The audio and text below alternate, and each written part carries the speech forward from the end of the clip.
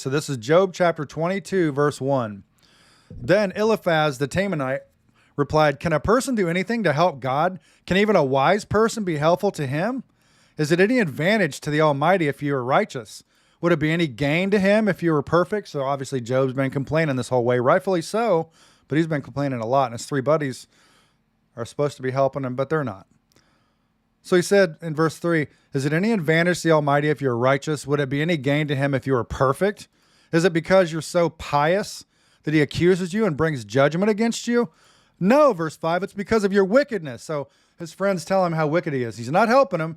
He's like, yeah, it's because of your wickedness. Not understanding that there's a heaven and a hell. Not understanding that God didn't cause the storm on Job. Not understanding there's something after life after death. Not understanding that it's not Job's wickedness or his works or his goodness, which is what the whole book's about. None of those things caused any of this to happen. Sin is what brought all this on. But we'll find out God's with him and God has a good end for him. So he says, no, it's because of your wickedness. No, there's no limit to your sins. For example, he said to Job, you must have lent money to your friend and demanded clothing as security. Yes, you stripped him to the bone. Wow, okay, you're blaming of taking from his friend. You must have refused water for the thirsty and food for the hungry. You probably think the land belongs to the powerful and only the privileged have a right to it. None of that's true. None of that's true. Verse 9. You must have sent widows away empty-handed and crushed the hopes of orphans. Wow, he really doesn't think too highly of his buddy, right? Wow, that's crazy. Verse 10. This is why you're surrounded by traps and tremble from sudden fears. As we know, he lost everything. That is why you cannot see in the darkness and waves of water cover you. God is so great, higher than the heavens, higher than the farthest stars. But you replied, that's why God can't see what I'm doing. How can he judge through the thick darkness? For thick clouds swirl about him. And he cannot see us. He is way up there walking on the vault of heaven. Verse 15, will you continue on the old paths where evil people have walked? That's not what happened at all, buddy. You need to help your friend. You're not helping him at all. They were snatched away in the prime of life. The foundations of their lives washed away. No, they went somewhere else, better. For they said to God, leave us alone. What can the Almighty do for us? Yet he was the one who filled their homes with good things, so I will have nothing to do with that kind of thinking.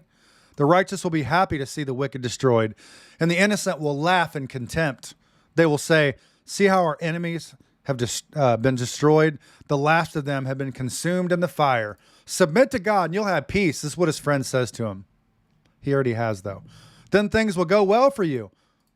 So it's a works-based gospel. As long as you do what's good, even though the Bible says there's none that are good, no, not one, that somehow God's going to bless you more than other people. That's not the case at all. That's what this whole book's about. Listen to his instructions and store them in your heart. They're partially right here. If you return to the Almighty, you will be restored, so clean up your life. Oh yeah, that's the gospel. You can clean yourself up. In other words, you can wear a really good outfit and you can make it into church and God's going to really accept you there. You got to fix yourself up before you go to God, right? No, we're all a mess. We can't fix ourselves up. He's what fixes ourselves up. If you return to the Almighty, you'll be... So they get it kind of right, but mostly wrong. You'll be restored, so clean up your life, Job. If you give up your lust for money and throw your precious gold into the river, the Almighty himself will be your treasure. He will be your precious silver. It's just like people to go, oh, look at all that stuff that guy has. Must be nice. But this guy serves the Lord. He even took communion with his kids. He even did sacrifices for them just in case they sin. He was a great man, a good husband, and he managed well what God gave him. That's not at all what happened. He didn't lose stuff because of what he did. Right or wrong. The Almighty himself will be your treasure. He will be your precious silver, this guy says. Then you will take delight in the Almighty and look up to God. You will pray to him and he will hear you and you will fulfill your vows to him. Boy, he's got this backwards. Verse 28, you will succeed in whatever you choose to do and light will shine on the road ahead of you. If people are in trouble and you say, help them, God will save them. Even sinners will be rescued. Yeah, you mean you? We're all sinners. Even sinners will be rescued. If he realized how right he could be. They will be rescued because your hands are pure. Wow, you definitely don't have the gospel the right direction. That's not at all what the gospel is. You can't get yourself right, guys. So Job's going to reply again. Like, where is God? So verse 1, Job 23:1 says, Then Job spoke again. My complaint today is still a bitter one, he's talking to God. And I try not to groan aloud, but he sure has. If only I knew where to find God, I would go to his court. I would lay out my case and present my arguments. Then I would listen to his reply and understand what he says to me. Would he use his great power to argue with me? No. He would give me a fair hearing. You don't understand God, my friend. Honest people can reason with him. So I would be forever acquitted by my judge. Like, in other words, if he knew my story, he'd leave me alone, right? If I go east, but he's not there. I go west, but I cannot find him. I do not see him in the north, for he is hidden. I look to the south, but he is concealed. No, he's not. Verse 10, but he knows where I'm going, and when he tests me, I will come out as pure as gold, for I have stayed on God's paths. I have followed only one path. I have followed his ways and not turned aside. I have not departed from his commands, but have treasured his words more than daily food. Verse 13. But once he has made his decision, who can change his mind? Well, Abraham did. Whatever he wants to do, he does. So he will do to me whatever he has planned. He controls my destiny. That sounds a lot like Calvinism. You see that? He controls my destiny. You see how most people get it kind of right? He knows your destiny. He can control your destiny, but he doesn't. He gives us free will. That is, in essence, a Calvinistic way of looking at things, like it's predetermined, it's predestination. Well, if that's the case, why go to the altar for, even the sin's been forgiven, of course, but why go to submit? Why go out and minister to the people? Why evangelize if nobody can be saved? If it's already pre-written, if you follow like the letters in chapter 2 and 3 of Revelation, the 7 churches to the 7 church ages, that's 7,000 year period, the 7 churches as well. But when Calvinism was a big deal, near the time of Pergamos and Thyatira and all that, Calvinism was growing massively. And then we get the idea of Catholicism grew within that time period as well. But this echoes verse 14, and you're going to get little learnings along the way. I'm going to slow down and teach you guys things. It says we need to know this. Sometimes we get it right, kind of, but we just don't quite get it right. That's an example of these 3 men in Job. So he will do to me whatever he has planned. That's not true. Satan's the one that brought the storm. He controls my destiny. No, he knows it. He holds it in his hand, but he gives us free will to choose. Don't let anybody confuse you on that. No wonder I'm so terrified in his presence. When I think of it, terror grips me. No, he's so big. God has made me sick at heart. The Almighty has terrified me. Darkness is all around me. Thick, impenetrable darkness is everywhere. Boy, he doesn't understand God. Chapter 24, verse 1, Job 24:1. Why doesn't the Almighty bring the wicked to judgment? He does. Why must the godly wait for him in vain? Evil people steal land by moving the boundary markers. They steal livestock and put them in their own pastures. You ever heard people say, man, all these bad people do all these crappy things and are doing so well? Don't you worry, because your reward's in heaven. It may appear a certain way on this person that's got it bad, or got it good, but what you don't know is what's happening behind the scenes in their spirit and their life, the loss, the spiritual emptiness, the way they're walking and where they end up. Don't get into the comparison trap. Offense is rooted in unmet expectation. Comparison trap will make you think you're not where you need to be. The older brother in the story of the prodigal son, older brother already inherits about 2/3 of the Jewish inheritance of his father. The older brother did what his father asked him to do, and he was automatically going to get his inheritance. But the little brother says, give me my inheritance now. And he went out and squandered it on loose living. And he came back feeling guilty and humbled himself. And he's, I'm willing to eat with the pigs and do whatever. And and on his way back, he runs to the dad. But you know what the dad does? The dad doesn't wait for him to come back. The dad sees him in the distance, like our dad. And he runs to him, puts a royal robe on him, a ring, kills the fatted calf, puts a thing on his head. I mean, he throws a party, and the older brother's like, what are you doing? But the older brother should be happy that his brother found his way back. You already had the father. You already inherited all of his inheritance. Why does it bother you that he's doing well? So this reminds me of this. When it says, verse 1, why doesn't Almighty bring the wicked to judgment? Why must the godly wait for him in vain? Evil people steal land by moving boundary markers like the younger brother. Why bring him back? He left his way. But he found his way back. That's almost more honorable than never knowing the difference. They steal livestock and put them in their own pastures. They take the orphan's donkey and demand the widow's ox as security for a loan. The poor are pushed off the path. The needy must hide together for safety. Like wild donkeys in the wilderness, the poor must spend all their time looking for food. Oh God, yeah, God's so bad. He makes everybody poor and he lets people suffer. That's not it at all. Sin did that. We always blame God, but it's us. Like the wild donkeys in the wilderness, the poor must spend all their time looking for food, searching even in the desert for food for their children. Verse 6, they harvest a field they do not own, and they glean in the vineyards of the wicked. That's the left behinds. All night they lie naked in the cold without clothing or covering. This guy, he's putting God down. Look how bad God is. All night they lie naked in the cold without clothing or covering. They are soaked by mountain showers, and they huddle against the rocks for want of a home. The wicked snatch a widow's child from her breast, taking the baby as security for a loan. There's other ways we're taking babies off the world too. It's called unaliving them. It's called abortion. Straight up. Truth doesn't care about your feelings. It's the truth. The wicked, say that in love, by the way. The wicked snatch away a child. The wicked snatch a widow's child from her breast, taking the baby as security for a loan. Verse 10, the poor must go out naked without any clothing. They harvest food for others while they themselves are starving. Verse 11, they press out olive oil without being allowed to taste it, and they tread in the winepress as they suffer from thirst. The groans of the dying rise from the city, and the wounded cry for help. Yet God ignores their moaning. No, he doesn't. Wicked people rebel against the light. That's true. They refuse to acknowledge its ways or stay in its paths. That's true too. The murderer rises in the early dawn to kill the poor and needy. At night, he's a thief. The devil, John 10:10, the thief comes to kill, steal, and destroy. That's who the thief is. The adulterer waits for the twilight, saying, no one will see me then. He hides his face so no one will know him. It's funny how we'll compare other people, whether it's ministries. I was saying this yesterday. Oh, look what he did. He had a drug problem. Oh, she's been a prostitute. Oh, he did drugs. Oh, look at this guy. He's violent. Oh, this guy spends all his times in the bar. He's drunk all the time. Ugh, look at his clothes. Look where he goes. He only comes to church so many days a week. He doesn't come early enough. Wow, it's too bad he doesn't know what I know. Really? Because that person you're condemning is you, my friend. Listen to my words. It's you. Don't be mad Barabbas was set free and they killed Jesus, because guess what? You and I are Barabbas. Don't be that person. Thieves break into houses at night and sleep in the daytime. They are not acquainted with the light. Verse 17, the black night is their morning. They ally themselves with the terrors of the darkness.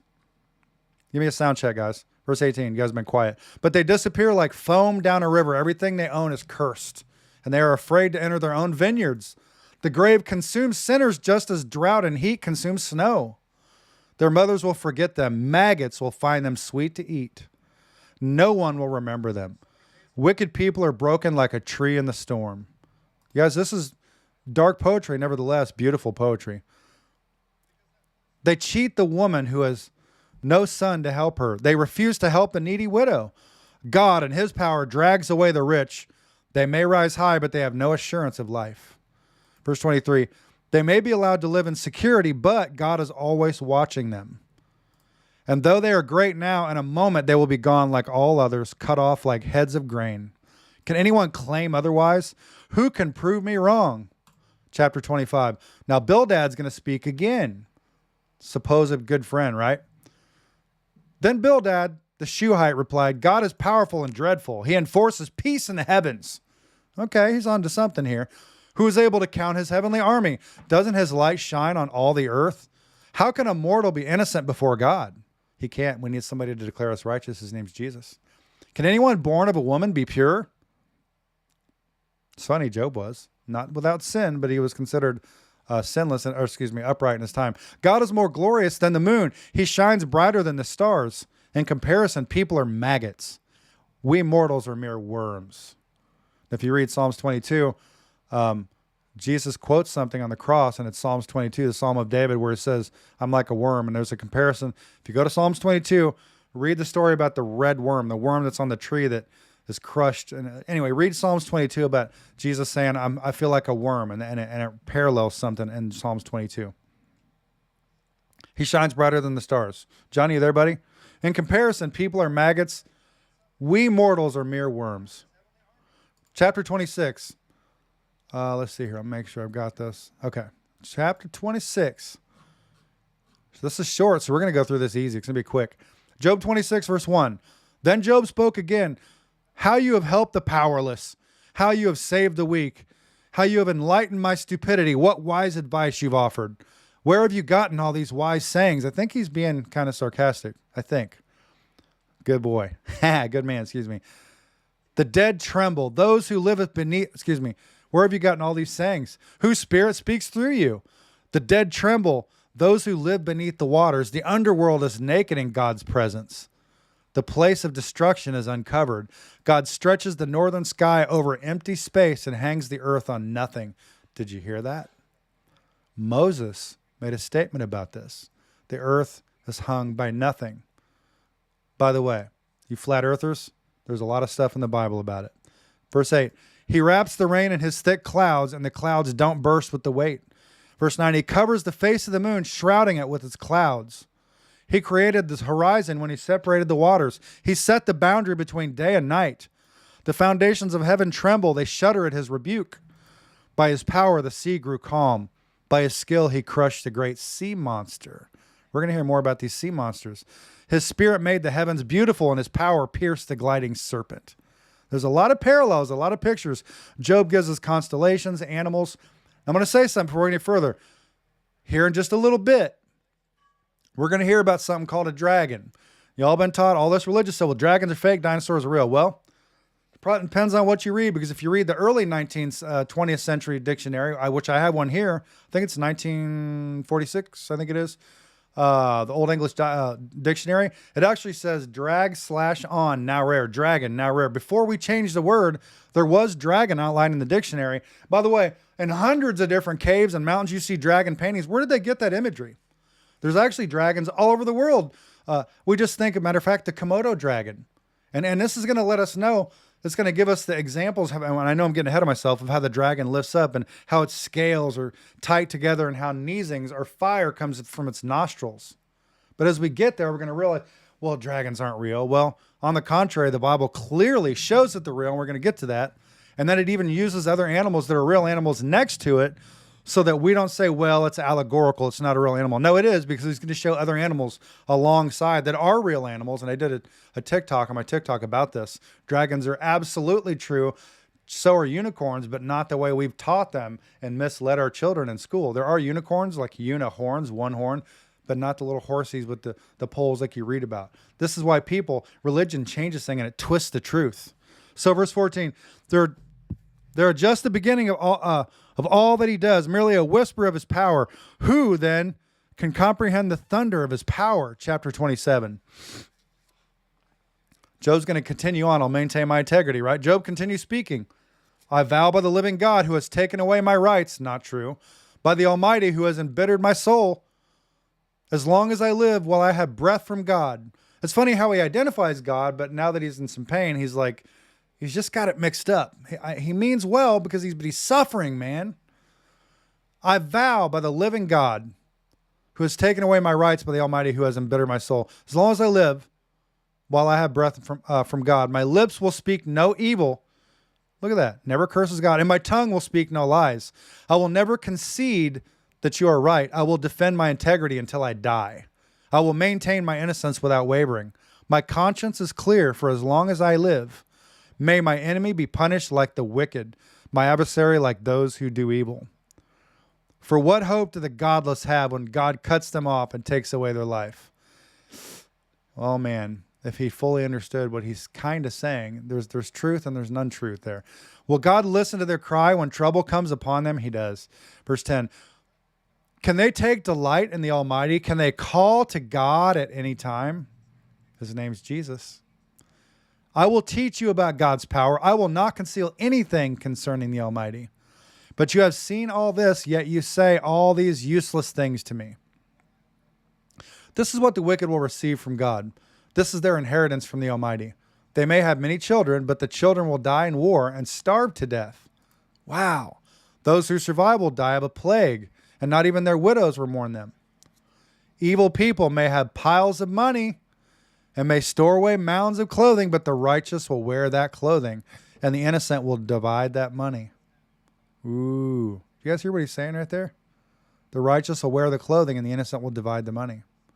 Look at this, verse 16. Evil people will have piles of money. They'll have money and they'll be storing things up, but the righteous will wear those things that are stored and count the money. In other words, it's going to be divided up among them. That's an amazing prophecy right there. The wicked build houses as fragile as spiders' webs. There's a shelter made of branches. The wicked go to bed rich, but wake up to find that all their wealth is gone.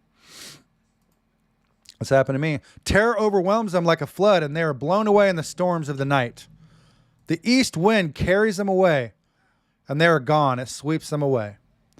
It whirls down on them like without mercy. They struggle to flee from its power, but everyone jeers at them and mocks them. Chapter 28. Job continues on. People know where to mine silver and how to refine gold. They know where to dig iron from the earth and how to smelt copper from rock. They know how to shine light in the darkness and explore the farthest regions of the earth as they search in the dark for ore. They sink a mine shaft into the earth far from where anyone lives. They descend on ropes, swinging back and forth. Food has grown on the earth above, but down below, the earth is melted as by fire. Fascinating. Darkness was upon the face of the deep. In the Bible, Genesis 1, in the beginning was the word, God created the heaven and the earth. Verse 3 says, let there be light. But verse 2 mentions the fact that darkness is upon the face of the deep. And the word deep there in the Hebrew is tahom, T-A-H-O-M-E. Tahom is a cavern or an abyss below the earth. That's where I believe hell is, personally. Look what it says here. Verse 5, food is grown on the earth above. That's where things grow and they live. But down below, because remember I told you through patterns, good always seems to be up, bad always seems to be down. Look at this. Food is grown on the earth, that's up. But down below the earth is melted as by fire. Well, that's interesting. Is that a prophecy? Verse 6, here the rocks contain precious lapis or lapis, lazuli, and the dust contains gold. These are treasures no bird of prey can see, no falcon's eye observe. No wild animal has walked upon these treasures. No lion has ever set his paw there. People who know, verse 9, people know how to tear apart flinty rocks and overturn the roots of mountains. They cut tunnels in the rocks and uncover precious stones. They dam up the trickling streams and bring to light the hidden treasures. But do people know where to find wisdom? Ooh, that's powerful. Where can they find understanding? Isaiah 11:2, that's where. No one knows where to find. I added that. No one knows where to find it, but it's available. For it is not found among the living. Not yet, Job. Not yet, buddy. No one knows where to find it, for it's not found among the living. It is not here, says the ocean, nor is it here, says the sea. It cannot be bought with gold. It cannot be purchased with silver. It's worth more than all the gold in Ophir, greater than precious onyx or lapis or lapis. Lazuli. Lapis-zuli. Wisdom is more valuable than gold and crystal. True. It cannot be purchased with jewels mounted in fine gold. Verse 18. Coral and jasper are worthless in trying to get it. The price of wisdom is far above rubies. That's so true. Precious peridot from the Ethiopia cannot be exchanged for it. It's worth more than the purest gold. It's funny how these guys have wisdom, but then they don't understand God. They don't know Jesus. They don't know about Jesus. It's like they have some wisdom, but they're lacking in so many other areas. They kind of get it, but mostly don't.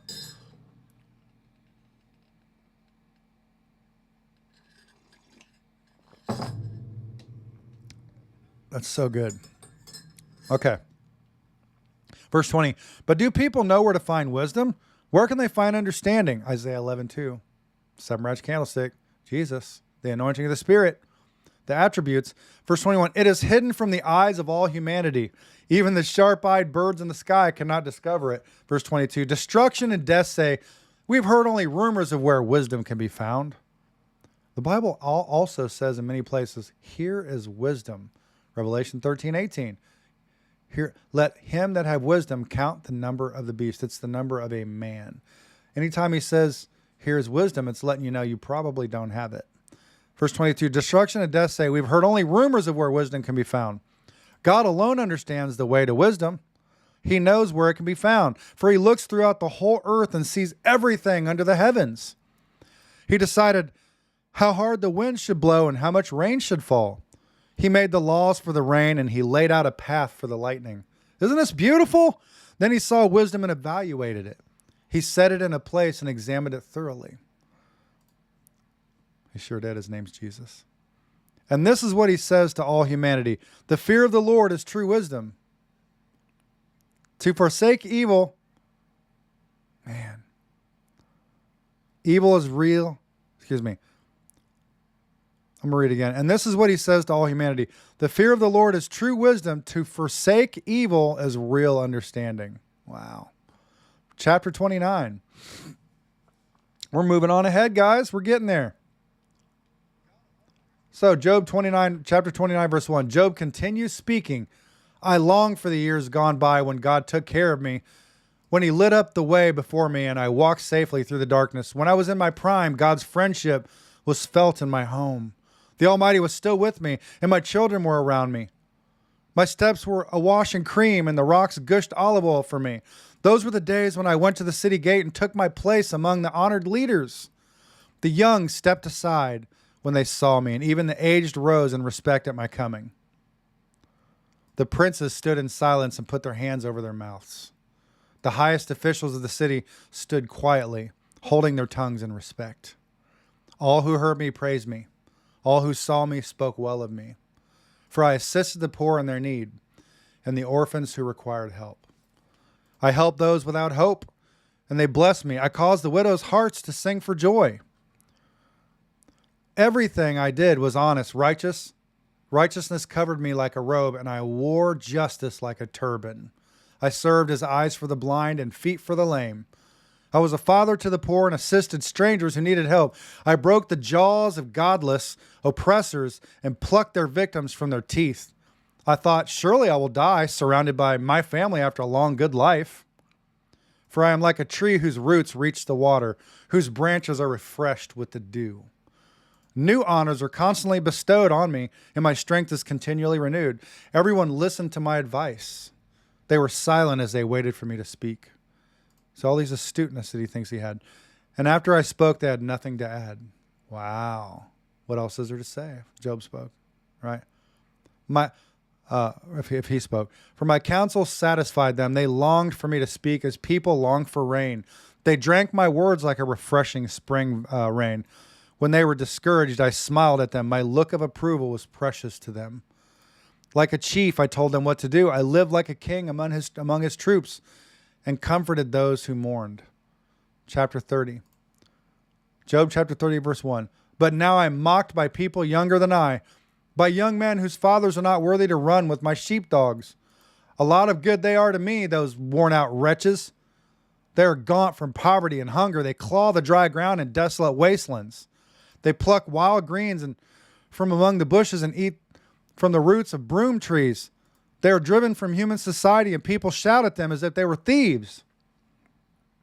So now they live in frightening ravines and caves and among the rocks. They sound like animals howling among the bushes, huddled together beneath the nettles. They are nameless fools, outcasts from society. And now they mock me with vulgar songs. They taunt me. They despise me and won't come near me, except to spit in my face. They spit in Jesus' face too. For God has cut my bowstring. He has humbled me, so they have thrown off all restraint. These outcasts oppose me to my face. They send me sprawling and laying traps in my path. They block my road and do everything they can to destroy me. They know I have no one to help me. They come at me from all directions. They jump on me when I'm down. I live in terror now. My honor has blown away in the wind, and my prosperity has vanished like a cloud. And now my life seeps away. Depression haunts my days. At night my bones are filled with pain, which gnaws at me relentlessly. With a strong hand, God grabs my shirt. He grips me by the collar of my coat. He has thrown me into the mud. I'm nothing more than dust and ashes. I cry to you, O God, but you don't answer. I stand before you, but you don't even look. You become cruel toward me. You use your power to persecute me. You throw me into the whirlwind and destroy me in the storm. And I know you're sending me to my death. the destination of all who live. He doesn't realize there's hope after death. He's in part right, but in a lot of part wrong. Surely no one would turn against the needy when they cry for help in their trouble. Did I not weep for those in trouble? Was I not deeply grieved for the needy? So I looked for good, but evil came instead. I waited for the light, but darkness fell. Remember, he was so good to his kids, is everything. He had everything. My heart is troubled and restless. Days of suffering torment me. Remember, he's got a bald head. He's boils. He's cutting himself with pottery. He's miserable. He's in a wasteland. He's literally in a wasteland. I walk in gloom without sunlight. I stand in the public square and cry for help. And remember, 7 days he sat on some kind of chair, and his 3 supposed friends came to him. They were silent 7 days, and finally he speaks. And what do? Cut him down. Say, it's your fault. You sinned. That's why you're here. That's why you lost your kids. Because you didn't bless people. They're completely wrong. And he says in verse 28, I walk in gloom without sunlight. I stand in the public square and cry for help. Instead, I'm considered a bother to jackals and a companion to owls. He's at nighttime. He's up all night. My skin is turned dark and my bones burn with fever. My heart plays sad music, and my flute accompanies those who weep. I made a covenant with my eyes not to look with lust at a young woman. For what has God above chosen for us? What is our inheritance from the Almighty God on high? The Almighty on high. Isn't it calamity for the wicked and misfortune for those who do evil? Doesn't he see everything I do and every step I take? Have I lied to anyone or deceived anyone? Let God weigh me on the scales of justice, for he knows my integrity. If I have strayed from his pathway, or if my heart has lusted for what my eyes have seen, or if I'm guilty of any other sin, then let someone else eat the crops I have planted. Let all that I have planted be uprooted. If my heart has been seduced by a woman, or if I've lusted for my neighbor's wife, then let my wife serve another man. Let another man sleep with her. For lust is a shameful sin, a crime that should be punished. It is a fire that burns all the way to hell. It would wipe out everything I own. If I have been unfair to my male or female servants when they brought their complaints to me, how could I face God? What could I say when he questioned me? For God created both me and my servants. He created us both in the womb. Have I refused to help the poor or crushed the hopes of widows? Have I been stingy with my food? Stingy with my food and refused to share it with orphans? No, from childhood I've cared for orphans like a father, and all my life I've cared for widows. Whenever I saw the homeless without clothes and the needy with nothing to wear, they did not praise me for providing wool, clothing to keep them warm. If I raised my hand against an orphan, knowing the judges would take my side, then let my shoulder be wrenched out of place. Let my arm be torn from its socket. That would be better than facing God's judgment, for if the majesty of God opposes me, what hope is there? Have I put my trust in money or felt secure because of my gold? Have I gloated about my wealth and all that I own? Have I looked at the sun shining in the skies, or the moon walking down its silver pathway, and been secretly enticed in my heart to throw kisses at them and worship? In other words, I've been good to people. I've helped the poor. I didn't make false idols, gods, sons, and all that. I didn't make those little g gods. I did what you asked. I live a lifetime of helping. Because this book isn't about a guy that just stayed faithful when he lost it all. This book is saying this is an upright guy who's much more upright than you and I, but he still didn't get or not get what he had based on his merits of his works. It's not a works-based gospel. And this gospel shows us that if Job didn't get it based on his works, we definitely don't get it. It's not about what we did or what we do or what we can do. It's about faith in Jesus Christ, how we get declared righteous according to Romans. That's the point. Verse 27, and been secretly enticed in my heart, he says, to throw kisses at them and worship. Did I worship idols, sun gods, all that stuff? If so, I should be punished by the judges. For it would mean I had denied the God of heaven. That's capitalized.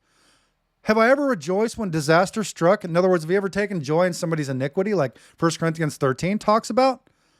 Have I ever rejoiced when disaster struck my enemies? In other words, 1 Corinthians 13 says, have you rejoiced in somebody else's failures? You shouldn't. Have I ever rejoiced when disaster struck my enemies or became excited when harm came their way? No. I've never sinned by cursing anyone or by asking for revenge. He also didn't curse God. My servants have never said, he let others go hungry. I've never turned away a stranger, but have opened my doors to everyone. Have I tried to hide my sins like other people do, concealing my guilt in my heart? Have I feared the crowd or contempt? In other words, he's not afraid to openly say, I love you, Jesus. I love you, God, at the time. Have I feared the crowd or the contempt of the masses? He doesn't care what people think.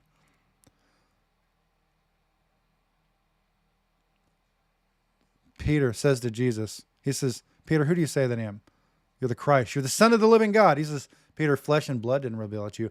Because Beelzebub. Listen, Peter, my Father in heaven gave that to you. Flesh and blood didn't reveal it to you. And from that point on, Peter's foot and mouth disease never happens again. He helps to start the church. I have feared the crowd. See this right here? And the contempt of the masses. That's what I'm talking about. His Father gave it to me. He didn't care what people said. So that I kept quiet and stayed indoors. Oh, excuse me. Have I feared the crowd or contempt of the masses so that I kept quiet and stayed indoors? In other words, he didn't hide from the faith. If only someone would listen to me. Look, I will sign my name to my defense. Let the Almighty answer me. Let my accuser write out the charges against me. I would face the accusation proudly. I would wear it like a crown. I would openly admit it, guys, for I would tell him exactly what I have done. I would come before him like a prince. If my land accuses me and all its furrows cry out together, or if I've stolen its crops or murdered its owners, by the way, he's asked every question that we would ask. Why would God do this? Why would he do that? This book is showing us all the things that people say. If I do this, why do bad things happen to good people? He goes through all the things that we go through, but God's saying those aren't what caused it. So he's listing all these things that me and you go through, that me and you might ask, well, we've done this, why this? Verse 39, or if I have stolen its crops or murdered its owners, then let thistles grow in that land instead of wheat and weeds instead of barley. Job's words are ended. They're ended. Verse 32. Job's three friends refused to reply further to him. So this is where the conversation changes. They're not his friends, by the way. They refused to reply further to him because he kept insisting on his innocence. Then Elihu, son of Barachel, the Buzite of the clan of Ram, became angry. He was angry because Job refused to admit that he had sinned and that God was right in punishing him. He was also angry with Job's three friends. Listen to this. You're going to be interested by this Elihu. Listen to this Elihu character, guys. Don't miss this. He was also angry with Job's three friends. Think about who these people could represent in the story. Listen carefully. For they made God appear to be wrong by their inability to answer Job's arguments. Elihu had waited for the others to speak to Job because they were older than he, but when he saw that they had no further reply, he spoke out angrily. Elihu, son of Barachel, the Buzite, said, I am young and you are old, so I held back from telling you what I think. I thought those who are older should speak, for wisdom comes with age, you would think, right? But there is a spirit within people, the breath of the Almighty within them that makes them intelligent. So it's not just age that gives you wisdom.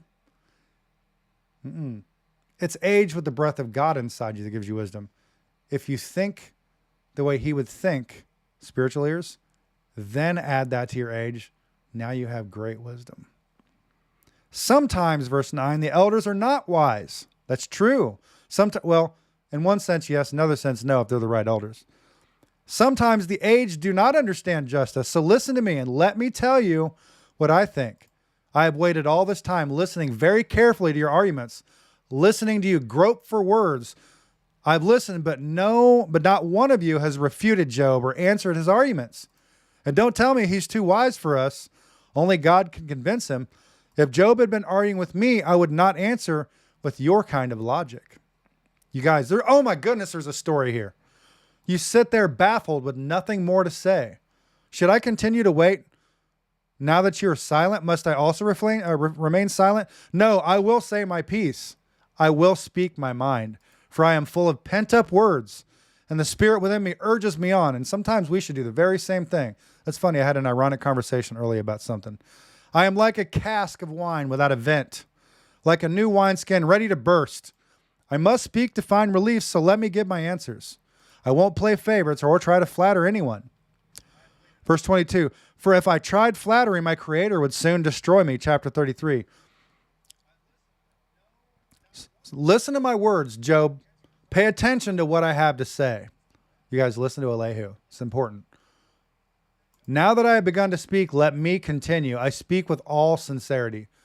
The three supposed friends, now Elihu, the one, sometimes the friend you don't know is your friend. Now that I have begun to speak, let me continue. I speak with all sincerity. I speak the truth. That reminds me of somebody. Truly I say to you. For the Spirit of God, that's capitalized, the Holy Spirit. Listen to me, you guys. I speak with the sincerity. I speak the truth. There's the truth. I speak with sincerity. Speak the truth. For the Spirit of God has made me, and the breath of the Almighty gives me life. Answer me if you can. Make your case and take your stand. Look, you and I both belong to God. I, too, was formed from clay. So you don't need to be afraid of me. I won't come down hard on you. You have spoken in my hearing, and I have heard your words, your very words. You guys, if you knew what was happening right here. My goodness. You said, I'm pure and I'm without sin. I'm innocent. I have no guilt. God is picking a quarrel with me, and he considers me his enemy. He puts my feet in the stocks and watches my every move. But you're wrong, and I will show you why. For God is greater than any human being. So why are you bringing a charge against him? We put God, we blame God a lot. He says, Elihu says this, why are you bringing a charge against him, meaning against God? Why say he does not respond to people's complaints? For God speaks again and again through people, though people do not recognize it. He speaks in dreams and visions and at night. You go, oh my gosh, this book's about to come off the chain right now. You guys, please listen to these last few books. I've been waiting for this. He speaks in dreams and visions of the night when deep sleep falls on people as they lie in their beds. See that? He whispers in their ears and terrifies them with warnings. Sometimes pain is necessary, whether it's reverence, not fear in the sense of the absence of love, but sometimes pain causes growth, like an adult, like a mom and dad, as long as they don't do it while they're angry, like a mom and dad who spanks their child. Absolutely. I'm not going to sugarcoat it. If you don't spank your child, you're hurting them. I didn't say abuse them, and I didn't say do it while you're wroth or while you're mad. But sometimes, if we didn't have nerves in our fingertips and we touched the stove, we wouldn't know that we're being hurt. We need a parent to go, stop it. We don't know. We can't see up on the stove while they're moving our hand out of the way. It hurts when they hit us. But if we didn't have nerves in our hands, we wouldn't know that something's dangerous. If we didn't have parents acting the nerves to let us know with a little pain, hey, stop it. Sometimes pain wakes you up. He whispers in their ears and terrifies them with warnings. Elihu says he makes them turn from doing wrong. He keeps them from pride. That's what caused Satan to fall. He protects them from the grave, from crossing over the river of death. Or God disciples people with pain. Did I not just say that? On their sick beds, with ceaseless aching in their bones, they lose their appetite for even the most delicious food. Their flesh wastes away and their bones stick out, verse 22. There at death's door, the angels of death wait for them. But if an angel from heaven appears, a special messenger to intercede for a person and declare that he is upright. When I slow down, I'm telling you something. He will be gracious and say, rescue him from the grave. For I have found a ransom for his life. Then his body will become as healthy as a child's, firm and youthful again. When he prays to God, he will be accepted, and God will receive him with joy and restore him to good standing. He will declare to his friends, I sinned and twisted the truth, but it was not worth it. God rescued me from the grave, and now my life is filled with light. Yes, God does these things again and again for people.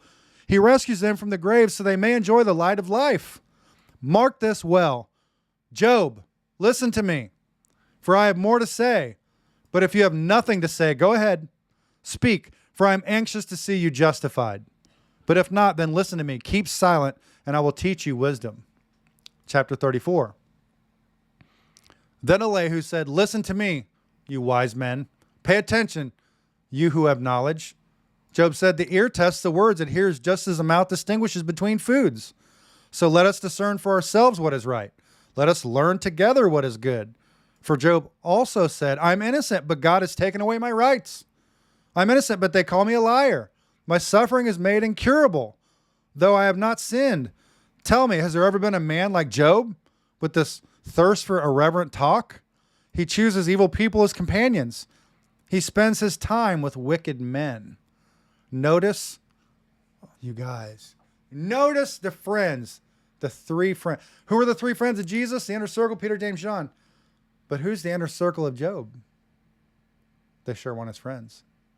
I want you to process what I just shared with you. He chooses evil men as companions. He spends his time with wicked men. You guys, do you see this? It's a lesson, this for especially young folks. He has even said, why waste time trying to please God? Listen to me. You who have understanding, everyone knows that God doesn't sin. The Almighty can do no wrong. He repays people according to their deeds. He treats people as they deserve. Truly, God will not do wrong. The Almighty will not twist justice. Did someone else put the world in his care? Who set the world in place? If God were to take back his spirit and withdraw his breath, all life would cease, and humanity would turn again to dust. Now listen to me if you're wise. Pay attention to what I say. That's not me, that's the scripture. Could God govern if he hated justice? Are you going to condemn the Almighty Judge? For he says to kings, you are wicked, and to nobles, you are unjust, because he's a just God, you guys. Sometimes discipline comes with that punishment. He doesn't care how great a person may be. This is the lesson of Job, you guys. Listen, he doesn't care how great a person may be. Job was great, but that's not he doesn't determine anything based on that. He doesn't care he's not a respecter of persons. If you read Philippians, I think it is. He doesn't care how great a person may be. He pays no attention to the rich than the poor. He pays no more attention to the rich than to the poor. He made them all. You guys see that? In a moment they die. In the middle of the night they pass away. The mighty are removed without human hand, for God watches how people live. So does the enemy. The beginning of this verse, chapter 1, verse 8, it said Satan went to and fro on the earth and God allowed him to. But he was also submitting to God. For God watches, so does Satan. That's why when you think you're speaking to somebody that's dead, I mean, no disrespect. Guess what? It ain't who you think it is. Necromancy and mediums and crystal balls and sage and all this stuff. It's nonsense. Truth doesn't care about your feelings. Satan does watch how you live, and that's how he sneaks up on you, and he whispers in your ear, sleep with that woman. It's just once. Take that drug. You know how good it felt. Take that drug. Yeah. One more drink. Then you'll feel real good. That guy did you wrong. Go show him who the boss is.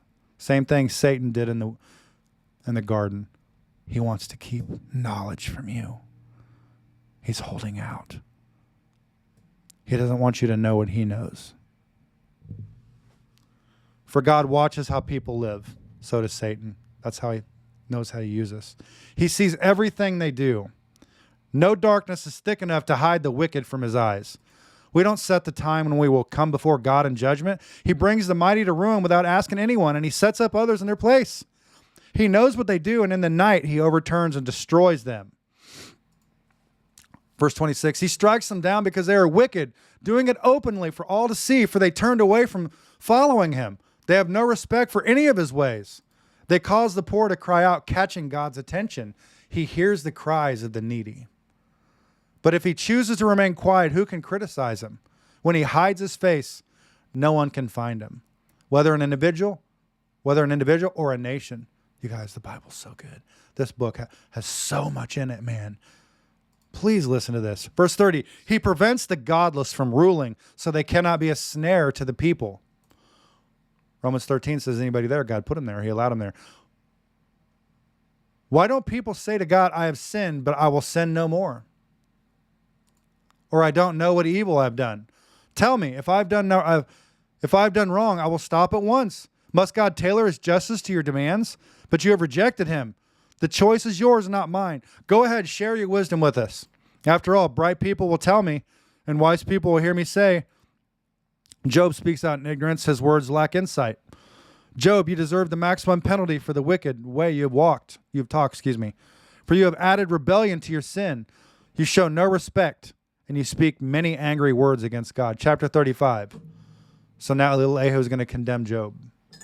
Man, you guys. Man, this is good. Then, chapter 35, verse 1 in Job. Then Elihu said, do you think it's right for you to claim I'm righteous before God? I'm going to say this again. Do you think it's right for you to claim I'm righteous before God? For you also ask, what's in it for me? What's the use of living in righteous life? I will answer you and all your friends too. Look up into the sky and see the clouds high above you. If you sin, how does that affect God? Even if you sin again and again, what effect will it have on him? If you are good, is this some great gift to him? What could you possibly give him? No, your sins affect only people like yourself. And your good deeds also affect only humans. People cry out when you are oppressed. They groan beneath the power of the mighty. Yet they don't ask, where is God, my creator, the one who gives songs in the night? Where is the one who makes us smarter than animals and wiser than the birds of the sky? Than the animals and birds of the sky. And when they cry out, God does not answer because of their pride. But it is wrong to say God doesn't listen, to say the Almighty isn't concerned. You say you can't see him, but he will bring justice if you will only wait. You say he does not respond to sinners with anger, and he's not greatly concerned about wickedness, but you are talking nonsense, Job. You have spoken like a fool. Chapter 36. Elihu continued speaking, let me go on, and I'll show you the truth. For I have not finished defending God. I will present profound arguments for the righteousness of my Creator. I'm telling you nothing but the truth, for I'm a man of great knowledge. God is mighty, but he does not despise anyone. He's mighty in both power and understanding. Man, that's good. He does not let the wicked live, but gives justice to the afflicted. He never takes his eyes off the innocent, but he sets them on thrones with kings and exalts them forever. If they're bound in chains and caught up in a web of trouble, he shows them the reason. He shows them their sins of pride. He gets their attention and commands that they turn from evil. If they listen and obey God, they will be blessed with prosperity throughout their lives. All their years will be pleasant. But if they refuse to listen to him, they will cross over the river of death, dying from lack of understanding. The Bible says, my people perish for lack of understanding. I think it says it verbatim almost. Verse 13, for the godless are full of resentment. Even when he punishes them, they refuse to cry out to him for help. They die when they're young after wasting their lives in immoral living. But by means of their suffering, he rescues those who suffer. For he gets their attention through adversity. That's what discipline does to your kids. God is leading. It's not out of anger. It's out of justice.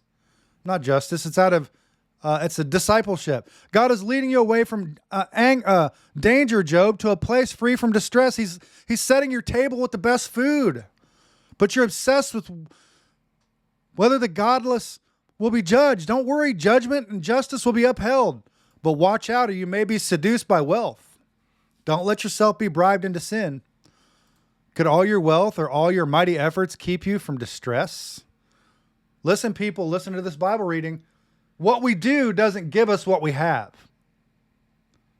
He's saying, could all your wealth be all your mighty efforts to keep you from distress? No. Lack of revelation, wisdom. That's correct, honey. Thank you, baby. She's right. Lack of wisdom. Could all your wealth and all your mighty efforts keep you from distress? Do not long for the cover of night, for that is when people will be destroyed. Be on guard. Turn back from evil, for God sent this suffering to keep you from a life of evil. Look, God's all-powerful.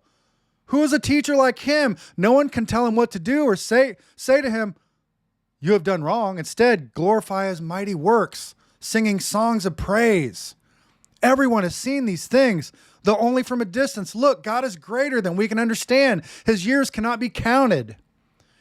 He draws up the water vapor and then distills it into rain, like rain from above. The rain pours down from the clouds and everyone benefits. Who can understand the spreading of the clouds and the thunder that rolls forth from heaven? See how he spreads the lightning around him and how it lights up the depths of the sea?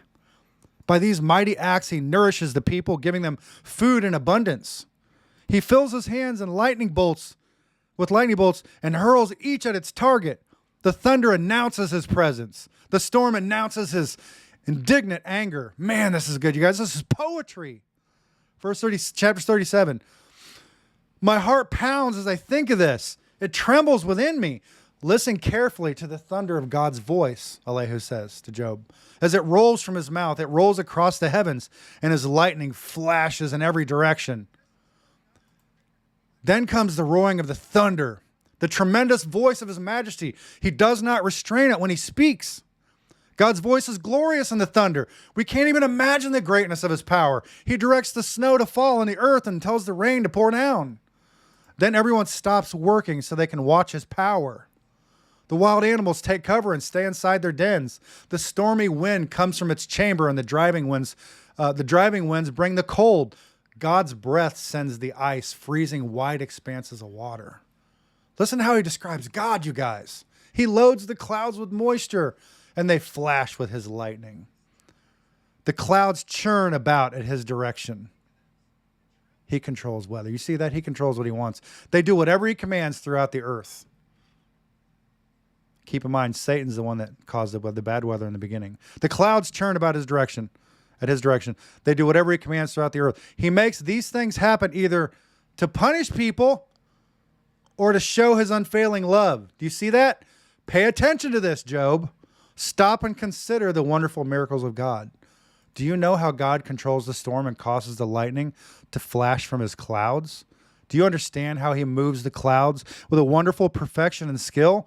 When you're sweltering in your clothes and the south wind dies down and everything's still, he makes the skies reflect the heat like a bronze mirror. Can you do that? So teach the rest of us what to say to God. We are too ignorant to make our own arguments. Should God be notified that I want to speak? Can people even speak when they're confused? We cannot look at the sun, for it shines brightly in the sky when the wind clears away the clouds. So also golden splendor comes from the mountain of God. He is clothed in dazzling splendor. We cannot imagine the power of the Almighty. But even though he is just and righteous, he does not destroy us. No wonder people everywhere fear him. All who are wise show him reverence. That's the fear of the Lord, you guys. Chapter 38. Now the Lord answers Job. Come on, you guys. Whoo, boy. The Lord answers Job. Job 38, verse 1. Here we go. Then the Lord answers Job. Oh, this is so good. From the whirlwind. Who is this that questions my wisdom with such ignorant words? Brace yourself like a man, because I have some questions for you, and you must answer them. Where were you when I laid the foundations of the earth, Job? Tell me, if you know so much. Who determined its dimensions and stretched out the surveying line? What supports its foundations, and who laid its cornerstone? As the morning stars sang together and all the angels shouted for joy. This is what the Lord's saying to Job. Who kept the sea inside its boundaries as it burst from the womb? And as I clothed it with clouds and wrapped it in thick darkness, for I locked it behind barred gates, limiting its shores. He causes it to stop when it stops, you guys. I said, this far and no farther will you come. Talking to the waves. Here your proud waves must stop. Have you ever commanded the morning to appear and caused the dawn to rise in the east?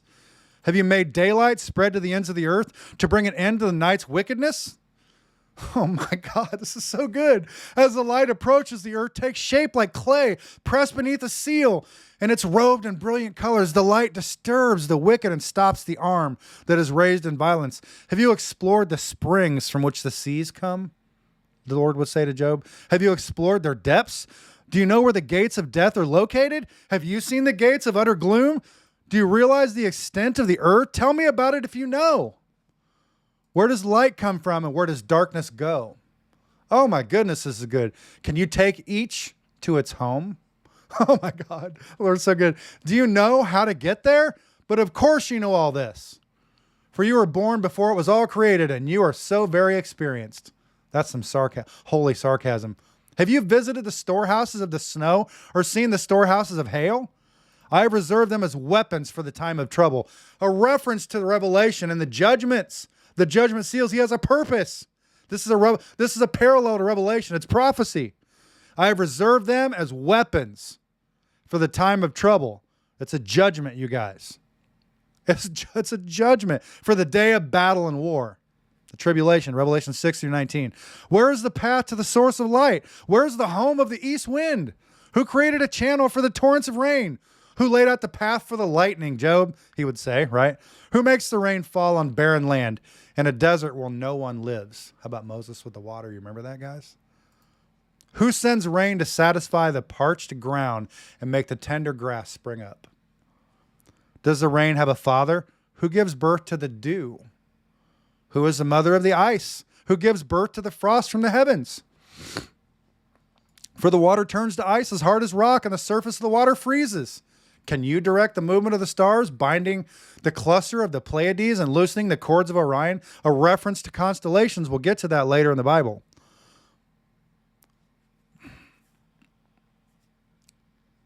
Astronomy, not astrology. Astrology is from the devil. Sorry. Excuse me. Astrology. Can you direct constellations through the seasons or guide the bear with her cubs across the heavens? These are star references. Do you know the laws of the universe? Like how things go up and down, the sun, the light, how they all work, like the laws of it all. Can you use them to regulate the earth? In other words, it's not too close or it burns you up, or too far where you freeze to death. Third one from the earth or from the sun. Come on.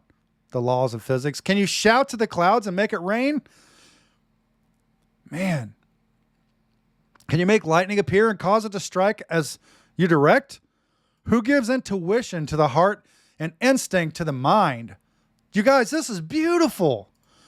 Who is wise enough to count all the clouds? Who can tilt the water jars of heaven when the parched ground is dry and the soil is hardened into clods? Can you stalk prey for a lioness? Satisfy the young lion's appetites? That's God. You would think it's awful. No, it's nature. God allows this stuff. It's part of creation. As they lie in their dens or crouch in the thicket, who provides food for the ravens when their young cry out to God and wander about in hunger?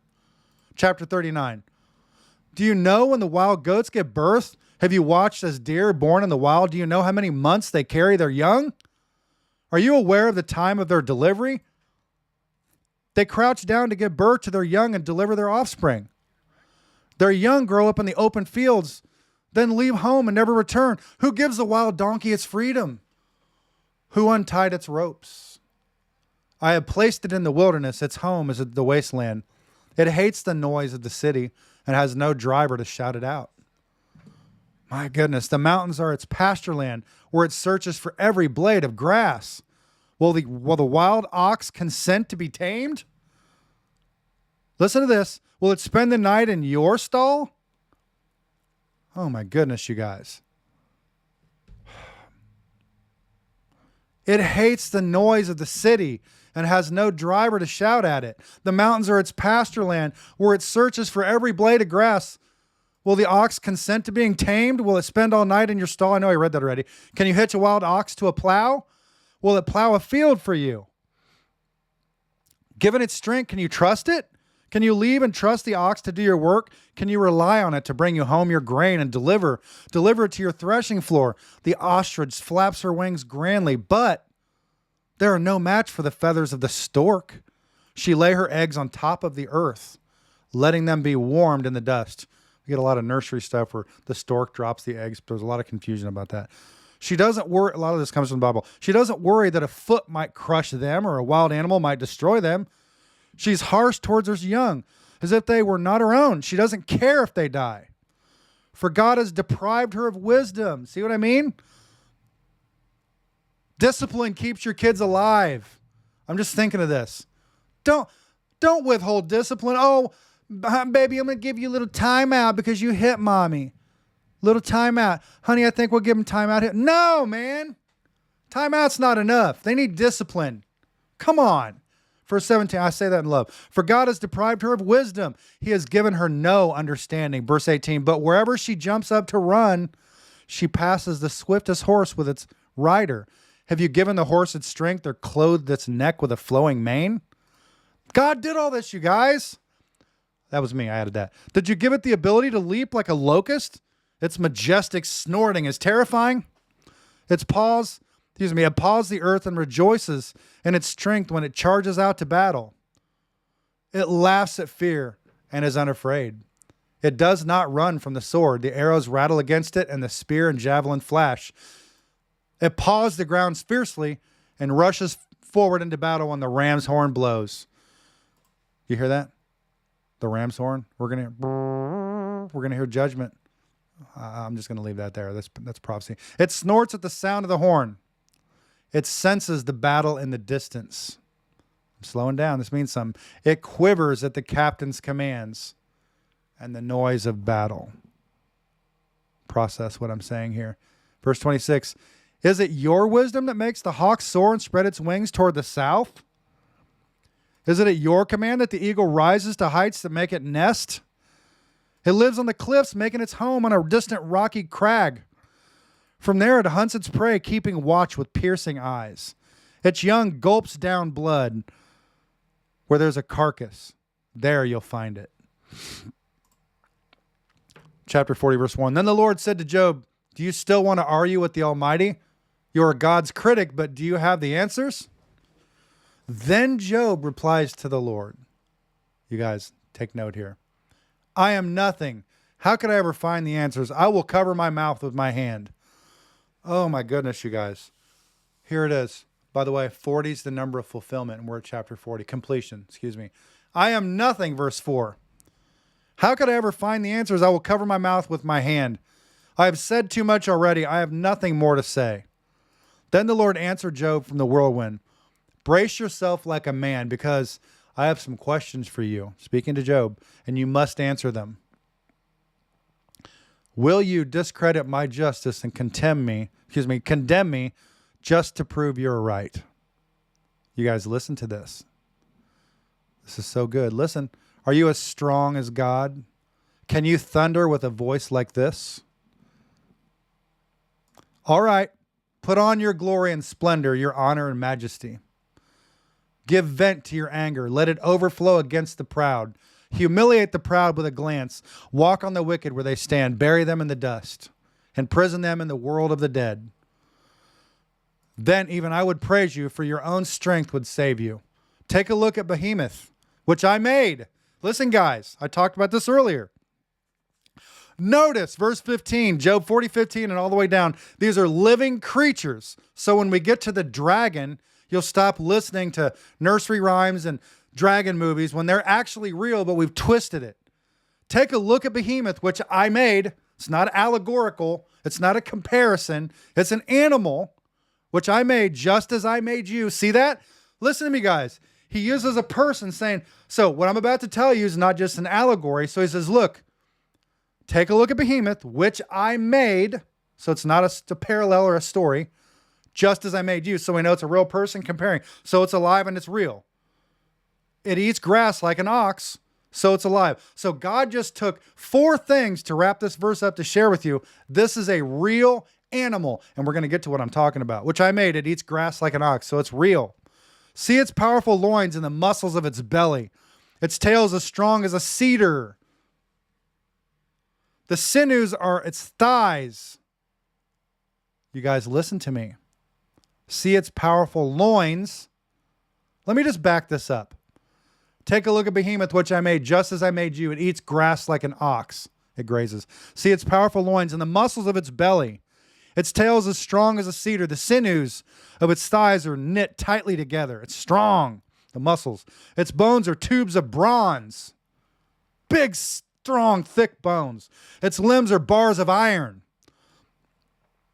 It is a prime example of God's handiwork, and only its creator can threaten it. So no one submits to this animal. My goodness. The mountains offer it their best food, where all the wild animals play. All the wild animals play. So it's a wild animal. It lies under the lotus plants, hidden by the reeds in the marsh. It lies under the lotus plants, hidden by the reeds in the marsh. There's something there, you guys. The lotus plants give it shade among the willows beside the stream. It is not disturbed by the raging river, not concerned when the swelling Jordan rushed around it, because it's huge. No one can catch it off guard or put a ring in its nose and lead it away. This thing can't be caught by a hook. You hear what I'm saying? Chapter 41. Listen to me, guys. Oh my goodness. Can you catch Leviathan with a hook or put a nose around its jaw? A noose around its jaw? This ain't just a little fish. Can you tie it with a rope through the nose or pierce its jaw with a spike? Will it beg you for mercy or implore you to pity? No, this ain't a little baby thing. Will it beg you for mercy or implore you with pity? Will it agree to work for you? No, it won't submit to you. To be your slave for life? Can you make it a pet like a bird? Or give it to your little girls to play with? Will merchants try to buy it or sell it in their shops? Will its hide be hurt for spears or its head by a harpoon? If you lay a hand on it, will you certainly remember that battle that follows? You won't try that again. No, it is useless to try to capture it. The hunter will attempt. The hunter who attempts it will be knocked down. And since no one dares to disturb it, who then can stand up to me? Who has given me anything that I need to pay back? He doesn't need our tithes because he needs them. He doesn't need our offerings. It's about our heart posture. Who has given me anything that I need to pay back? Everything under heaven is mine. I want to emphasize Leviathan's limbs and its enormous strength and graceful form. Who can strip off its hide and who can penetrate its double layer of armor? These are real creatures, not nursery rhyme books. Stop teaching your kids that garbage. He says, I want to emphasize Leviathan's limbs and its enormous strength and graceful form. Who can strip off its hide and who can penetrate its double layer of armor? Who could pry open its jaws? For its teeth are terrible. Teeth are terrible. I was looking at the dragons the other day, and that's described as terrible lizard in the dictionary from the 1900s. That's interesting. The scales on its backs are like rows of shields, tightly sealed together like scales. You see that? They are so close together that no air can get between them. Scales that are tight, like chainmail, like armor you've never pierced before. I added that. Each scale sticks tight to the next. They interlock and cannot be penetrated. When it sneezes, listen, guys. Well, dragons are fake. Listen to me. He's comparing it to real things like a human. It's alive, just like humans are. When it sneezes, or the King James says it's sneezings. When it sneezes, it flashes light. Does that sound like fire from the nostril? Does that ring a bell? Its eyes are like red of dawn. Listen to me, please. This is so good. Lightning leaps from its mouth, almost like a fire-breathing dragon. Sounds a lot like that, doesn't it? Flames of fire flash out. This is a real animal. Smoke steams from its nostrils. Smoke streams from its nostrils like steam from a pot heated over burning rushes. Just like in the movies. It's a dragon, my friend. Here we go. Its breath would kindle coals, for flames shoot from its mouth. The tremendous strength in Leviathan's neck strikes terror wherever it goes. I bet so. There's paintings all over the world of it. Its flesh is hard and firm and cannot be penetrated. Its heart is hard as a rock. Satan's also called the dragon. Hard as a millstone.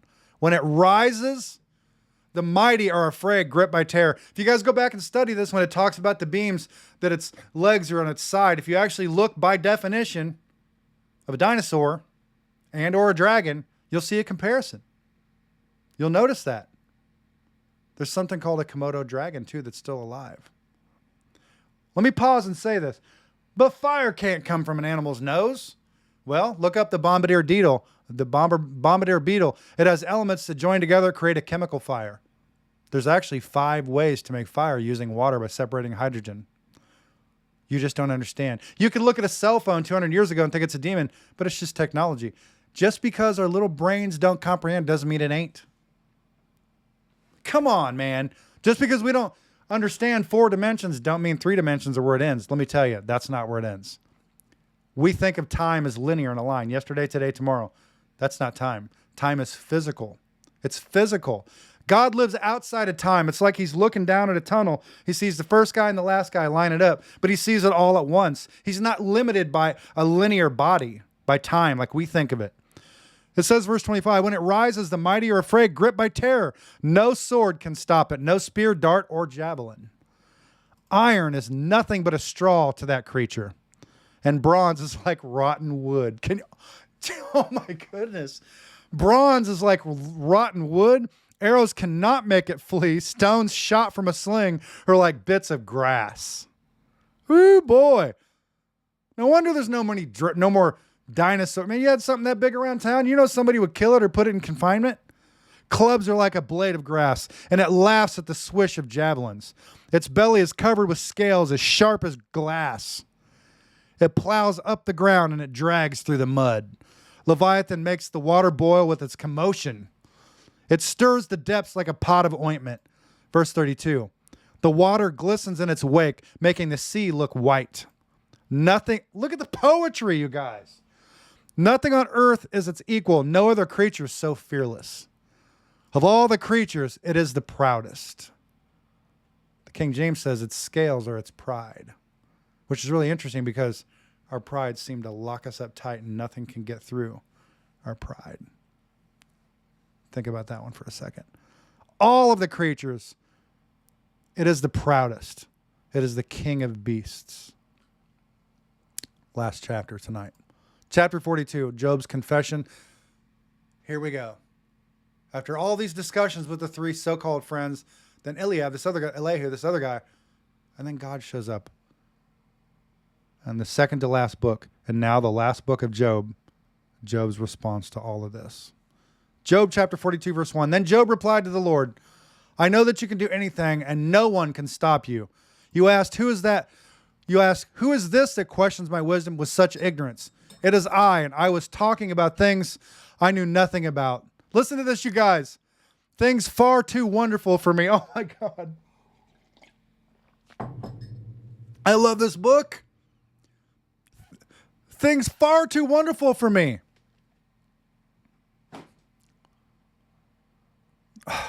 Let me just say this again. I know that you can do anything and no one can stop you. You asked, who is this that questions my wisdom with such ignorance? It's I, and I was talking about things I knew nothing about. Things far too wonderful for me. You said, listen, and I will speak. I have some questions for you, and you must answer them. I had only heard about you before, but now I've seen you with my own eyes. Think about Peter in the Isle of Discord. He writes in the 2nd century writings, we saw him with our own eyes.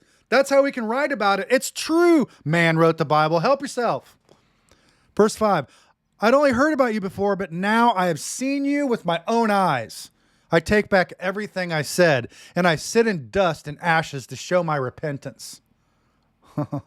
Now the Lord's going to rebuke his friends. Verse 7. After the Lord had finished speaking to Job, he said to Eliphaz the Temanite, I am angry with you and your two friends, for you have not spoken accurately about me, as my servant Job has. Oh, God, so good. So take 7 bulls and 7 rams and go to my servant Job and offer a burnt offering for yourselves. My servant Job, this is so good. My servant Job will pray for you and I will accept his prayer on your behalf. The man that you called out, Job, is going to be the man that blesses you through the faith in God through his prayer. Come on. Just like Joseph. My servant Job will pray for you. You know what we'd do? We'd want to cuss him out. No, my servant Job will pray for you, and I will accept his prayer on your behalf. Ooh, that's got to be tough. Swallowing pride there. I will not treat you as you deserve. Yeah, they deserve bad, but you know, God's grace, and he's going to show them what his grace looks like, to show them the way they understood God's backwards. And by doing that, but by not showing them the judgment they deserve, he will then show them who he is. Listen to this. And I will accept his prayer on your behalf. I will not treat you as you deserve, for you have not spoken accurately about me, as my servant Job has. So Eliphaz and the Temanite, Bildad the Shuhite, and Zophar the Naamathite did as the Lord commanded them, and the Lord accepted Job's prayer. And here we go to the best part of this book. That's all good. You guys ready? I'm going to stop here. No, I'm not. I got to stand. I can't sit here and do this. Job 42, verse 10. When Job prayed for his friends, the Lord restored his fortunes. In fact, the Lord gave him twice as much as before. Then, verse 11. Then all his brothers, sisters, and former friends came and feasted with him in his home. And they consoled him and comforted him because of all the trials the Lord had brought against him. And each of them brought him a gift of money and a gold ring. So the Lord blessed Job in the second half of his life, even more than in the beginning. And he's done the same for me. For now he had 14,000 sheep, 6,000 camels, 1,000 teams of oxen, and 1,000 female donkeys. He also gave Job 7 more sons and 3 more daughters. He had 10 from the beginning. That's what I'm talking about. He named his first daughter Jemimah, the second Keziah, and the third Karen Habush. In all the land, no women were as lovely as the daughters of Job. Oh my God. And their father put them into his will along with their brothers. Job lived 140 years after that, living to see 4 generations of his children and grandchildren. He gave him 10 more kids and gave him 4 generations to watch him and made him richer than he was before because he never cursed God. Look here, last verse. Oh my God. And this is the best way to end. They died, and an old man who lived, then he died, verse 17, an old man who lived a long, full life. And that's